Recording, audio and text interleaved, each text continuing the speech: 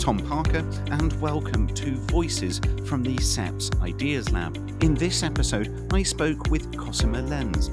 Cosima is an associate researcher in the Global Governance, Regulation, Innovation and Digital Economy Unit at CEPS, where she specialises in global health policy. During our interview, we discussed the need for more investment in women's health and how to fill the gaps in women's health innovation. I hope you enjoy the episode.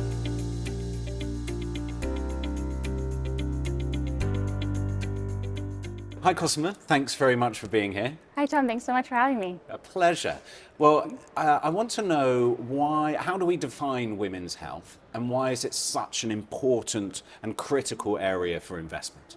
Yeah, absolutely. So women's health is quite expansive in its sort of definition, right? Yeah. It includes like the physical, the mental, the emotional health and well-being of women across her lifespan. Sure. That includes things like maternal health, reproductive health, but also things like mental health and disease prevention and access and uptake of health services. But it's also important to remember that these things are also shaped by the environment and by social and economic factors.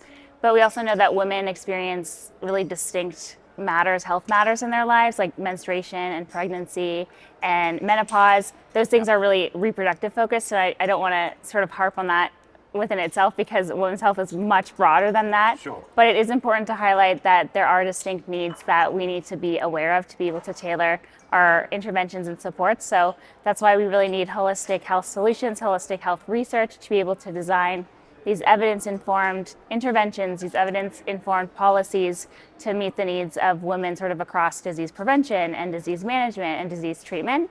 And then sort of on the why part as well, investing in women's health goes beyond just improving health outcomes, like for example, building the economy. So there was a recent report from McKinsey that came out that showed that strengthening women's health care could add up to $1 trillion to the global economy by 2040. Okay. Right, yeah, so just like highlighting the investment goes beyond just health, right? So like economics and productivity of the society and community as a whole. Amazing. Well, so what are some of the gaps, the main gaps in women's health innovation? Yeah, so research and innovation in women's health has historically been underfunded and underprioritized, and the scope has also been really narrow. So I mentioned reproductive health before, and it's really been predominantly focused on reproductive health. In 2020, about 5% of the global research and development budget was allocated to women's health, but 4% of that was for cancers. So you already see the narrow scope of sort of focus being on that, and that really limits the attention. And then there's such a dearth of resources being attributed to other really critical health issues that affect women disproportionately, but also affect women differently. So that's like mental health or autoimmune diseases or even antimicrobial resistance. So those things aren't really part of that. So funding is one part, but then there's the data piece, limitations on data, availability of data, sort of across the health spectrum, specific for women is a huge gap, and that sort of limits our ability to make these evidence-informed decisions. That's sort of in the health space, but also in the innovation space around like AI, for example, in terms of the inputs that go into it. It's mostly based on assumptions around males. Yeah. And so the outputs are going to be biased as well. Yeah. So there's these inherent biases, and then also the other biases sort of in that space as well, like for example, the exclusion of pregnant women in clinical trials. So that also limits our ability to make these better informed decisions for women overall. And then I think the third part is really around stakeholder engagement. So we don't necessarily have all the right people at the table. So we really need to make sure that we're bringing these diverse stakeholders that really represent the diversity of women's health overall to the discussion.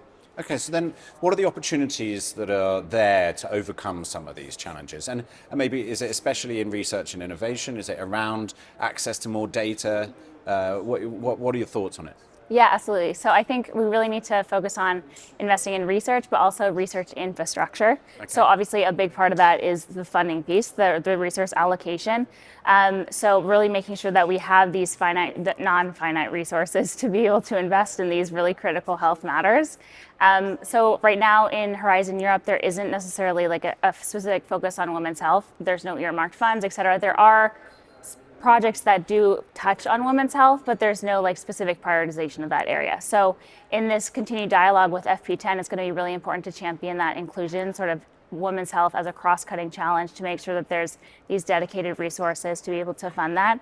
So the funding piece, definitely, very much so. I think the second one is really around cooperation. So I think there's a lot of opportunities to make sure that we're collaborating more intentionally. So that can include like cross-sector partnerships, that can include obviously across EU agencies, but also globally, making sure that we're engaging more intentionally. And making sure that, again, we have diverse representation to make sure that everybody's at the table to make these informed decisions. And then the third one is really about the data piece again. So making sure that we have robust data collection and analysis sort of across research and innovation. The EU also has a global health strategy that has women's health as one of their sort of priority areas. And so that can also be sort of a catalyst to make sure that it's aligned within the broader research and innovation agenda. So I think there's definitely some opportunities that we can build on. But I want to understand that this has been a systemic problem about access to women's data, to just concentrating on women's health as a part of innovation, a part of research for decades and much longer. Is there a time frame in your mind on when it needs to change and how quickly it needs to change, and where you could see a huge evolution in this? Is it 5 years? Is it 10 years? Is it 2 years? What are you thinking? I mean, in terms of potential, I think we needed to have to start on this ages ago. I think it's been an area of importance for a long time and just overlooked or sort of pushed aside because there's competing priorities or other emerging health threats like COVID and okay, this can go to the side for the moment. But I mean, there is a lot of important work going on in this space, especially in sort of the stalemate areas. Like, for example, contraception, there hasn't been any critical innovations, especially for females or males for that matter, for decades. So there really needs to be sort of intentional recognition of that gap and making sure that there is these market incentives to be able to incentivize that innovation, but also bringing it to the market and that uptake and the demand. So across the whole spectrum, I think is going to be really important to pay attention to. And that comes with more investment, and there is more investment going into these particular areas, isn't there? I mean, there's definitely more attention being paid. Okay. I think that needs to be followed up by the financial part as well. Okay. Well, it's been a pleasure speaking with you, Cosima. Thank you so much for your time. Thank you so much for having me. Pleasure. Bye.